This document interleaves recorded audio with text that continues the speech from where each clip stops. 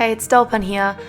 I'm sick, that's why my voice is like this. I'm sorry, but I'm really excited today because I'm doing a Giratina doll for a collab for ages ago on Instagram. So the drawing on the left on screen at the moment, I drew probably about 4 years ago. Don't know why, but I did, and it's what I'm basing the majority of my design off of. And the drawing on the right was slightly more updated, much more rough sketch, just to sort of give myself more of an idea now that I actually have a doll to base it off of. So just like in my last video, I had rerouted the doll's head off screen, so I used a Skeleta head because I thought it suited a Giratina really well. It was this really menacing sort of look, and I love the huge eyes. I rerouted her with jet black nylon from Custom Doll Hair AU, and the body I chose to use was a Peri and Pearl body, with the intention of sawing off the neck and just using the single neck from a Laguna doll.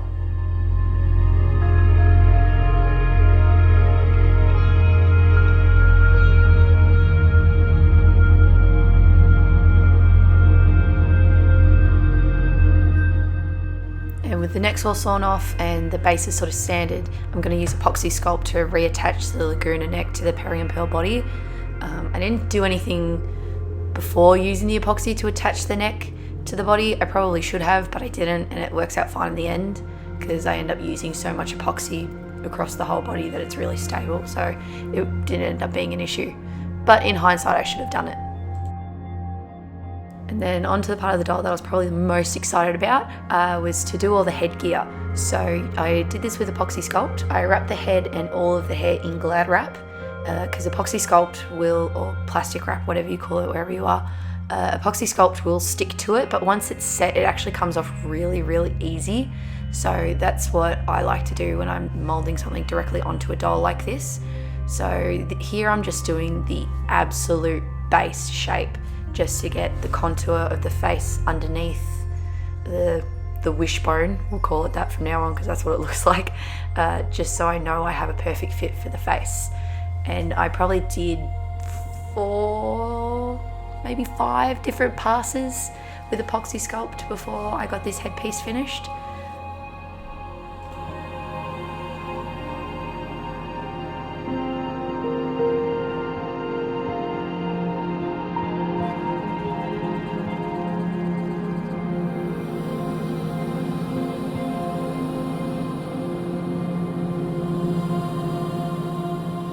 So after that first pass is all cured, I sanded it just to get rid of some lumps and bumps, and then I went about building up the shapes. Now my first attempt was to sort of add to try and get the shapes, and it just wasn't working. For whatever reason, I just couldn't get it to work. I couldn't get it all to blend in really nicely.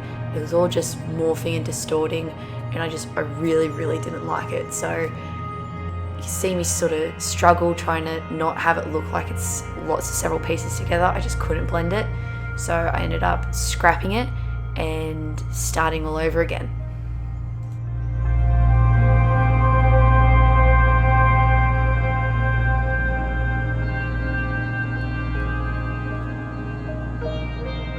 So for my second pass, instead of trying to build the shapes off the wishbone and put them on the wishbone and try to blend them in, I put just a big blob of epoxy sculpt on, and then tried to take away, through smoothing with my thumb and finger, take away the epoxy sculpt, or at least just sort of move it around to create the shapes, instead of the other way around, which is to add. I tried to take away and spread it a bit thinner, and it worked a lot better, and I found I had a lot more control over what the epoxy was doing, and I wasn't inadvertently crushing certain points and squishing other things, and in the end I much preferred this method.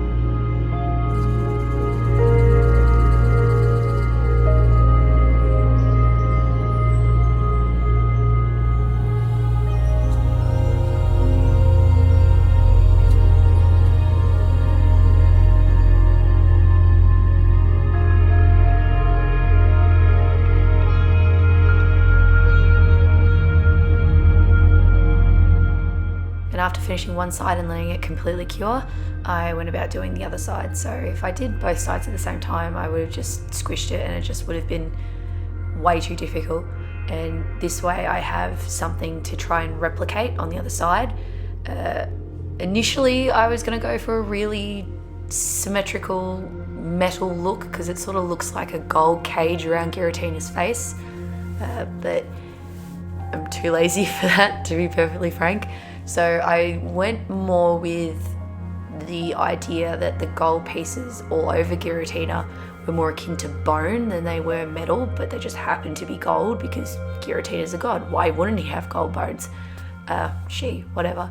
So I decided that I'd be okay with any sort of little imperfections, and Giratina's sort of the savage god of antimatter, so he probably gets in a few fights. So I was really happy with, or I was okay with any sort of bumps and bruises across the bone bits.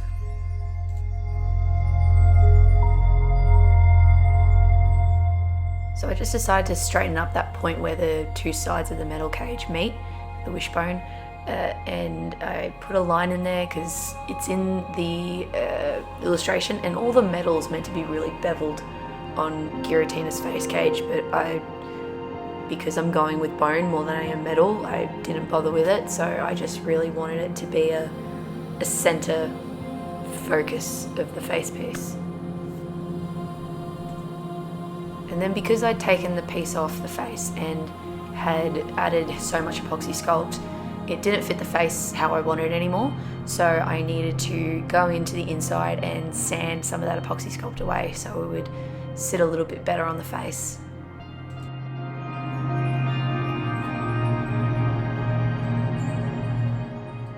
And the top, well, the face of the wishbone wasn't as smooth as I would like. So I think at this point I was still deluding myself into having that beveled metal edge. So I went about sanding the whole thing just to get rid of those excess bumps and to make it a little more uniform. So I did it with two different grades of sandpaper. So one was really rough and one was really fine to sort of smooth it all out. And I think it really, really helped the texture in the end. And then to sculpt the forehead piece, I had used fabric glue to glue the initial mouthpiece onto the Glad wrap again, just so I wouldn't, make it too big or have it clash, thinking that, oh yeah, the fabric glue will peel straight off. It peeled straight off the Glad wrap, but it did not peel off the epoxy. So I'm gonna have to find something different to use in the future if I ever want to do this, but it worked well for while I was sculpting. So for the headpiece, I really goofed it, to be perfectly frank. So the two wings of the headpiece looked totally different. And what I ended up doing after it had cured, and I didn't film it obviously, was I really hated the doll's right side, the right wing. So I broke it off with the intention of resculpting it to shape it better, to make it look like the left side. And what I ended up doing was just leaving it broken, and that was when I decided, yeah, this is going to be bone, not metal. So I left it broken. Tells a little bit of a story, I like to think, but yeah, this didn't end up going too well.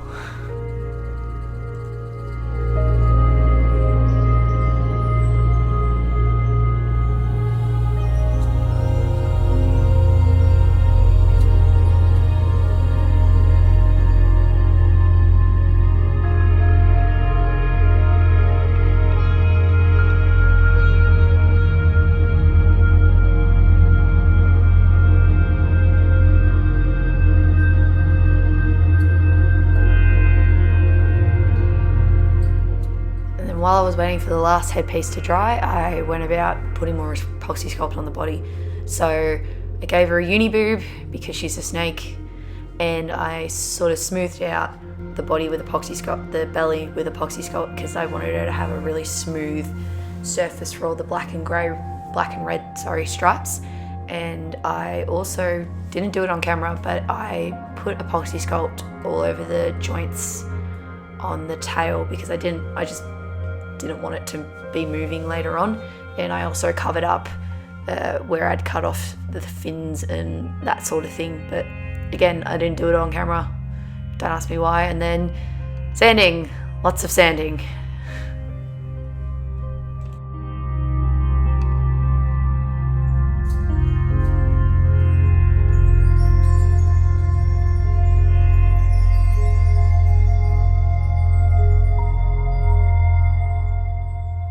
To paint the body grey, I used a mix of this really fluid silver paint, a really good white paint, a little bit of black, and a little bit of midnight blue, so it wasn't just that really flat, gross grey. I didn't have to water this paint down because the silver was so fluid it acted as a paint thinner.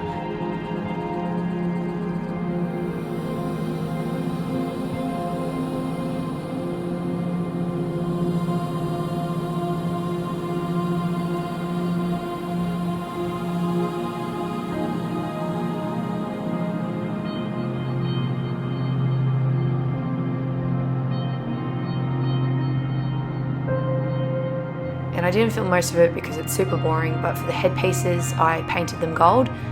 It was a really thin gold paint, so I had to probably do 6 or 7 coats of it before it was opaque, but it turned out really well.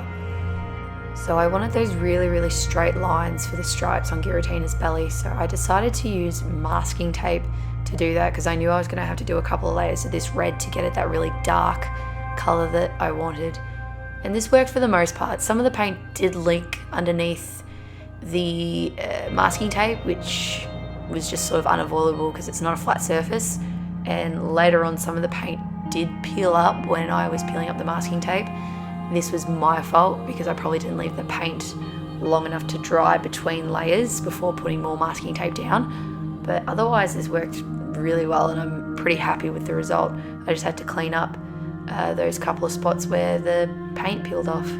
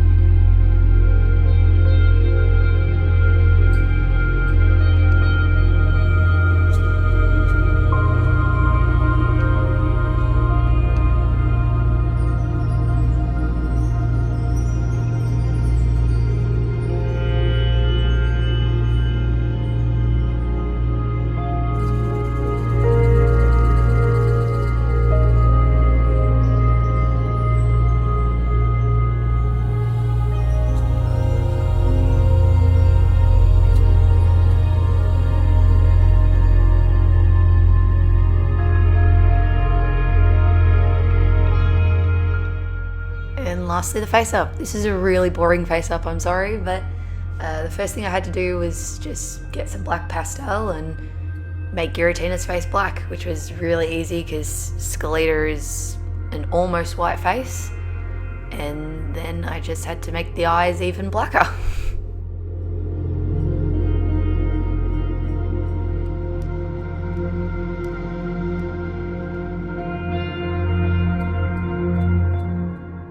And I know it's really difficult to see, but once I was happy with the amount of blackness on the face, I went with a pencil and just really deepened the outline of the eyes, and I just used what was there in the mold because it's a really nice shape.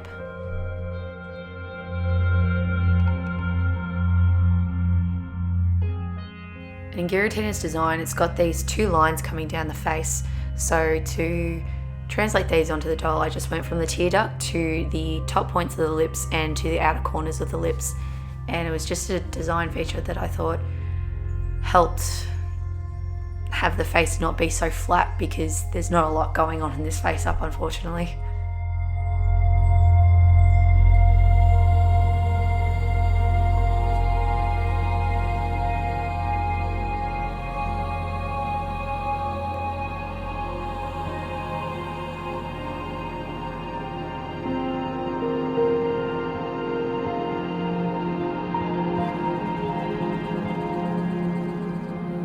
Originally I was going to do the hard yards and slowly build up the red irises and make them look really piercing and glowing.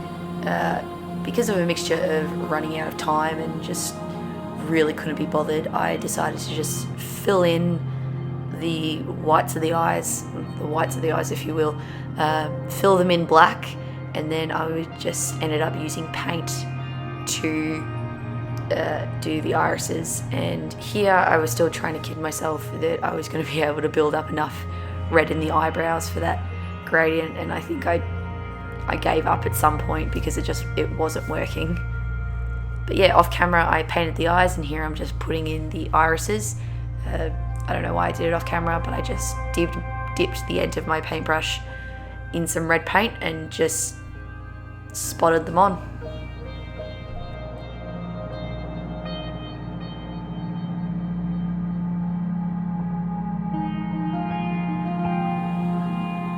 And because all you can see of the face really is the eyebrows and the eyes, once the cages go on, I decided to use some gloss medium to help the eyebrows and definitely the eyes as well stand out.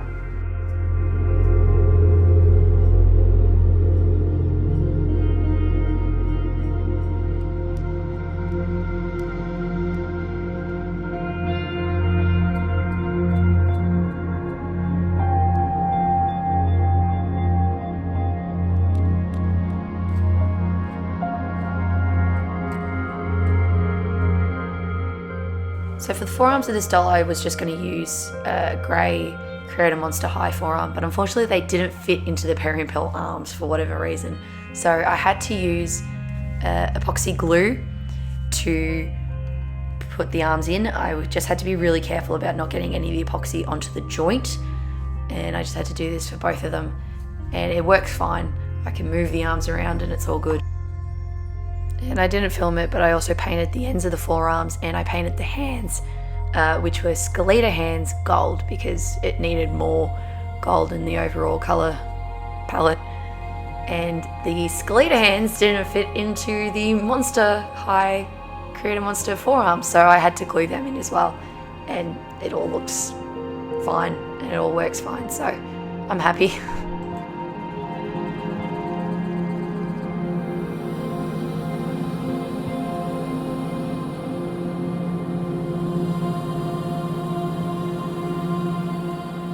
And the last thing I have to do is glue the face pieces on. So with a 2-part epoxy glue, I was very careful there's a careful balance of, if you put too much epoxy on, then when you push it to the face, it's all going to squeeze out and run, but if you don't put enough on, it's obviously not going to latch onto the face. So I had to be careful when I did that, and being careful to not get any in the hair or get anywhere on the face that I didn't want it to, because unfortunately epoxy does sort of yellow over time because it's not really an acid-free art medium, so as long as you use it in a spot where it's not visible, it's not going to be a problem. So very, very carefully I put it on the face, and I had to hold it there for a little bit, and yeah, I'm really, really happy with how it turned out.